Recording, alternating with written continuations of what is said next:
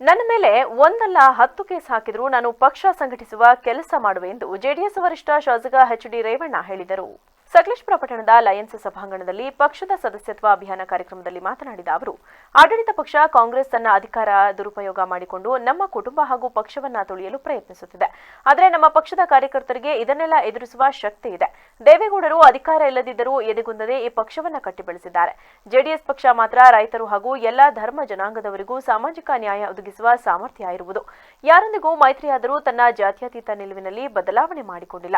ಪಕ್ಷವನ್ನ ಸ್ಥಳೀಯವಾಗಿ ಬೂತ್ ಮಟ್ಟದಿಂದಲೇ ಕಟ್ಟಿ ಬೆಳೆಸಬೇಕೆಂಬ ಉದ್ದೇಶ ಇಟ್ಟುಕೊಂಡಿದ್ದು, ಮುಂದಿನ 1 ತಿಂಗಳೊಳಗೆ ಜಿಲ್ಲೆ ಹಾಗೂ ತಾಲೂಕಿನ ಎಲ್ಲಾ ಪದಾಧಿಕಾರಿಗಳನ್ನ ನೂತನವಾಗಿ ಆಯ್ಕೆ ಮಾಡಲಾಗುವುದು. ಹೆಚ್ಚಾಗಿ ಪಕ್ಷದಲ್ಲಿ ಯುವಕರಿಗೆ ಪ್ರಾತಿನಿಧ್ಯ ನೀಡಿ ಪಕ್ಷಕ್ಕೆ ನವ ಚೈತನ್ಯ ನೀಡಲಾಗುವುದು.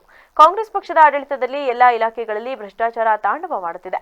ಯಾವುದೇ ಅಭಿವೃದ್ಧಿ ಕೆಲಸಗಳಿಗೆ ಹಣ ನೀಡುತ್ತಿಲ್ಲ. ಜೆಡಿಎಸ್ ಪಕ್ಷದಲ್ಲಿ ಪರಿಶಿಷ್ಟ ಜಾತಿ ಜನಾಂಗದವರು ಸೇರಿದಂತೆ ರಾಜ್ಯದ ಅನೇಕ ಸಣ್ಣಪುಟ್ಟ ಜಾತಿಯವರನ್ನ ಗುರುತಿಸಿ ಅಧಿಕಾರ ನೀಡಲಾಗಿದೆ ಎಂದರು. ನಮ್ಮ ಕಾರ್ಯಕರ್ತರು ನೋವಾದ್ರೆ ಕುಮಾರಸ್ವಾಮಿರೇ, ನೀವು ಲೀಡ್ ತಗೋಬೇಕು. ನಾನು ಬರ್ತೀನಿ, ಲಿಂಗೇಶ್ವರ ಬರ್ತೇನೆ, ಸ್ಟೇಷನ್ ನಮ್ಮ ಸಾಮಾನ್ಯ ಕಾರ್ಯಕರ್ತರು ನೋವಾದ್ರೂ ನಾವು ಕೊಡಬಾರ್ದು. ಇದು ಈ 3 ವರ್ಷ ನಾವು ಕಾಪಾಡೋದು. ಕೆಲಸದ ಒಂದು ಕಡೆ ಬಿಟ್ಟಾಗ ಕೆಲಸ ಮಾಡೋದು ನನಗೆ ಗೊತ್ತಿದೆ.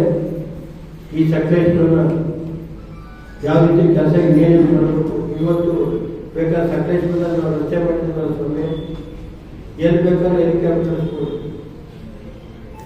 ಇಲ್ಲಿ ಮಂಗಳೂರು ರೋಡ್ ಬಾಕಿ ಕಡೆ ಎಲ್ಲಿ ಬೇಕಾದ್ರೂ ಹೆಲಿಕಾಪ್ಟರ್ ಕಳಿಸ್ಬೋದು.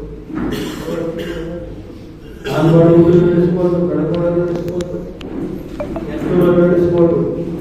ಇನ್ನೊಂದು ಇಲ್ಲಿ ಕುಮಾರಸ್ವಾಮಿಯರೇ, ನನಗೆ 3 ದಿವಸ ಬೇಕು.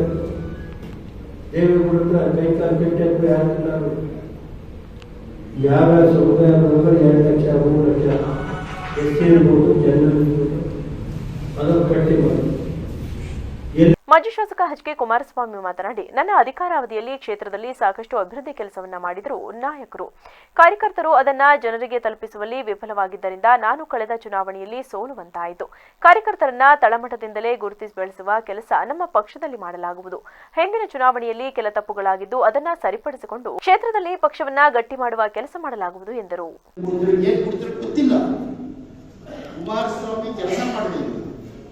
ನೀವು ಕೂಡ ಮಾಡಿಸಿಕೊಂಡ್ರಿ, ರೆಸ್ಟ್ಲೆಸ್ ಜಾಬ್ ಮಾಡಿದ್ದೀವಿ ನಿಮ್ಮೆಲ್ಲ ರಾಷ್ಟ್ರವಾದದಿಂದ.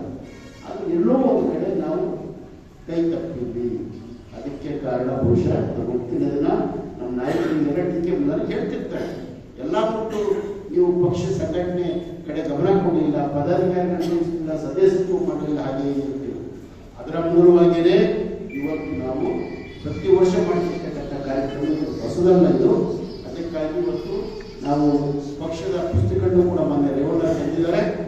31 ಜಿಲ್ಲೆಯಲ್ಲೂ ಕೂಡ ನಾವು ಸಮಿತಿಗಳನ್ನ ಮಾಡಿದ್ದೀವಿ ಸರ್. ಇವತ್ತು ನಮ್ಮ ರಾಜ್ಯ ಪಕ್ಷ 31 ಜಿಲ್ಲೆದಲ್ಲೂ ಪ್ರತಿ ಜಿಲ್ಲೆಗೆ 3 ಜನ ಜಿಲ್ಲಾಧ್ಯಕ್ಷರು ಕಾಮನ್ ಆಗಿರ್ತಾರೆ. ನಮ್ಮ ಜಿಲ್ಲೆಗೆ, ಹಾಸನ ಜಿಲ್ಲೆಗೆ ಮಾನ್ಯ ಪಾಂಡವಪುರದ ಶಾಸಕರ ಅಂತ ನಮ್ಮ ಪುಟ್ಟರಾಜು ಮತ್ತು ನಮ್ಮ ಜೆಡಿಎಸ್ ಜಿಲ್ಲಾಧ್ಯಕ್ಷ ಲಿಂಗೇಶ್ ಮಾತನಾಡಿ, ಜಿಲ್ಲೆಯಾದ್ಯಂತ ಪಕ್ಷದ ಸದಸ್ಯತ್ವ ಅಭಿಯಾನ ಹಮ್ಮಿಕೊಂಡಿದ್ದು, ಈ ನಿಟ್ಟಿನಲ್ಲಿ ಜಿಲ್ಲೆಯಲ್ಲಿ ಜೆಡಿಎಸ್ ವರಿಷ್ಠ ಎಚ್.ಡಿ. ರೇವಣ್ಣನವರ ನೇತೃತ್ವದಲ್ಲಿ ಸೋಮವಾರದಿಂದ ಬೇಲೂರಿನಲ್ಲಿ ಇದಕ್ಕೆ ಚಾಲನೆ ನೀಡಲಾಗಿದೆ. ಪ್ರತಿ ಬೂತ್ನಲ್ಲಿ ಕನಿಷ್ಠ 25 ಜನ ಕಾರ್ಯಕರ್ತರ ಸದಸ್ಯತ್ವವನ್ನು ನೋಂದಾಯಿಸಬೇಕು. ಪಕ್ಷದಲ್ಲಿದ್ದುಕೊಂಡು ಪಕ್ಷಕ್ಕೆ ದ್ರೋಹ ಮಾಡುವವರನ್ನ ಯಾವುದೇ ಕಾರಣಕ್ಕೂ ಸದಸ್ಯರನ್ನಾಗಿ ಮಾಡಬಾರದು. ಪಕ್ಷದ ತತ್ವ ಸಿದ್ಧಾಂತಗಳಿಗೆ ಬದ್ಧರಾಗಿರುವವರನ್ನ ಸದಸ್ಯರನ್ನಾಗಿ ಮಾಡಿ ಎಂದು ಕರೆ ನೀಡಿದರು.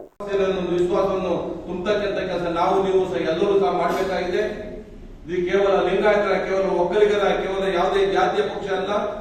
ಸಣ್ಣ ಸಣ್ಣ ಪುಟ್ಟ ಜಾತ್ಯರು ಸೇರಿಸ್ಕೊಂಡು ನೋಡ್ರಿ, ಮೊನ್ನೆ ತಾನೇ ಹಾಸನದಾದಂತ ಏನು ನಗರಸಭೆ ಅಧ್ಯಕ್ಷ ಆಗಿ ನಾವು ಉಪಾರ ಅಧ್ಯಕ್ಷ ಆಗಿ ಮಾಡ್ತಕ್ಕಂಥ ಕೆಲಸ ಮಾಡಿದ್ದೇವೆ. ಯಾವುದೇ ಒಂದು ವಿವಾದ ಇದ್ದಂತ ಸಂದರ್ಭದಲ್ಲಿ ಸನ್ಮಾನ್ಯ ದಿವಂಗತ ಬಾಲಕೃಷ್ಣ ಮೂರ್ತಿ ಅವರನ್ನ ಜಿಲ್ಲಾ ಪಂಚಾಯತ್ ಅಧ್ಯಕ್ಷರನ್ನ ಮಾಡಿದಂತ ಇತಿಹಾಸ ನಮ್ಮಲ್ಲಿದೆ. ದೇವೇಗೌಡರ ವಿಶ್ವಾಸ ಇದ್ರೆ ಯಾರು ಸಹ, ಎಂತ ವ್ಯಕ್ತಿಯೂ ಸಹ ಇವತ್ತು ಗೌರವ ಸಿಕ್ಕೇ ಸಿಗುತ್ತೆ. ಅದಕ್ಕೆ ನಾನೇ ಕಾರಣ. ನಮ್ಮ ಅಪ್ಪನಿಂದಲೂ ಸಹ ಇದೇ ಪಕ್ಷದಲ್ಲಿದ್ದು ಸಾಮಾಜಿಕ ನ್ಯಾಯ ಕೊಡಿಸಬೇಕು ಅಂತ ಮನೆಯಲ್ಲೇ ಸಹ ಮತ್ತೊಬ್ಬರು ಅಭ್ಯರ್ಥಿಗಳು ಇದ್ರೂ ಸಹ, ಬಲವಾದ ಅಭ್ಯರ್ಥಿ ಇದ್ರು ಸಹ ನನಗೆ ಟಿಕೆಟ್ ಕೊಟ್ಟು ಒಮ್ಮೆ ಶಾಸಕರಾಗಿ ಮಾಡ್ತಕ್ಕಂಥ ಕೆಲಸ, ಅದ್ರ ಜೊತೆಗೆ ಸಂಪೂರ್ಣವಾಗಿ ಬಂಡವಾಳವನ್ನು ನೀಡಿ ಯಾವ್ದಾರೊಬ್ಬ ಈ ಸಂದರ್ಭದಲ್ಲಿ ಜೆಡಿಎಸ್ ಮುಖಂಡರಾದ ಸುಪ್ರದೀಪ್ ಯಜಮಾನ್, ಚಂಚಲ ಕುಮಾರಸ್ವಾಮಿ, ಉಜ್ಮಾ ರುಜ್ವಿ, ಪುರಸಭಾ ಅಧ್ಯಕ್ಷೆ ಜ್ಯೋತಿ, ಉಪಾಧ್ಯಕ್ಷೆ ಜರೀನಾ, ಪುರಸಭಾ ಸದಸ್ಯ ಯಾದಗಾರ್ ಇಬ್ರಾಹಿಂ, ಪಕ್ಷದ ಮುಖಂಡರಾದ ತಮ್ಮಣ್ಣಗೌಡ, ಸಚಿನ್ ಪ್ರಸಾದ್ ಸೇರಿದಂತೆ ಇತರರಿದ್ದರು.